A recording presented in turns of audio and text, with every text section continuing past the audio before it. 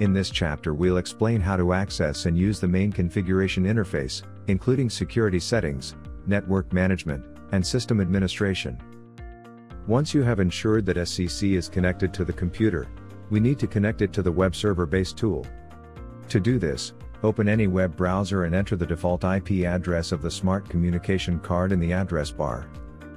A window will appear, requesting your user ID and password. By default, both the user ID and password are set to admin.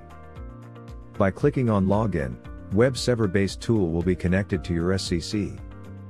There are many functions which can be performed from the web server tool. Please go to Network tab, then Interface and then click Edit. Enter the IP address of the gateway, ensuring it is within the same subnet as the SCC. For example, 192.168.2.9. Next, navigate to the Advanced Settings and enter 4x8 under Use Custom DNS Servers. Save and apply the changes. Then go to Network and select Diagnostics. Click on IPv4 ping, and you should see data showing that SCC is connected to the Internet. The interface consists of Status, System, Services, Network, and VPN, with setting details in the different dedicated tabs. In the Status section, you can view a system overview and manage firewall settings. You have the option to create new traffic rules and restrict access to the configuration interface for specific IP addresses. Additionally, access to all services can be limited to selected IP addresses. In the Status section, you can also access system log values and kernel log values, along with running processes and break time performance graphs.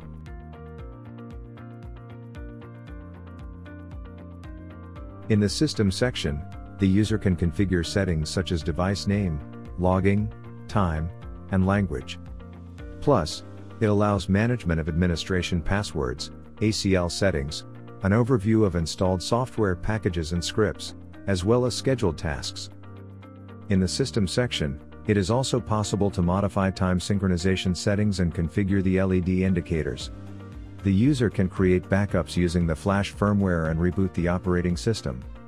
Network settings, DHCP and DNS options, and hostnames can also be added. In the Services tab, the user can customize additional services and integrate the device via OPC UA, Modbus RTU, or Modbus TCP. Step-by-step instructions are provided in the user manual. Additionally, the user can configure a VPN. Since these settings are critical, they must be configured in accordance with your organization's cybersecurity policies. Please contact your IP administrator before making any changes in these sections. The SCC package comes with a web server-based tool. Make it yours.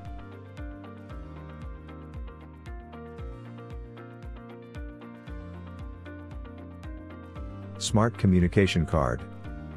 A piece of cloud for everyone.